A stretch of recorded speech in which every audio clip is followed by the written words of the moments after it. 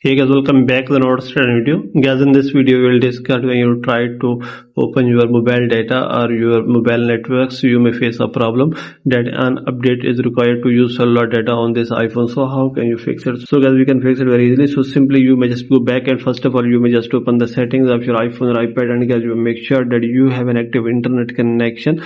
So you may connect your Wi-Fi, then you may scroll it down and click here on general, and here is the option of about. So you may click here, so you may check as if there is any update here. You may update your iPhone from here. Then guys, you may scroll it down and click here on software update and update your iPhone or iPad to the latest iOS version.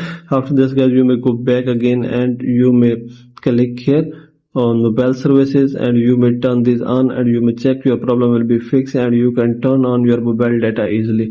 So if your problem is still not fixed by all these methods, then guys, you may click here on general again, and you may scroll it down, and here is the option of transfer or reset iPhone. Click here, click on reset, and click on reset all settings, and then guys, you may click here on reset network settings, and then guys, you may go back and you may just restart your device and check that your problem will be fixed. So by all these methods you can fix it very easily. So this is the video guys.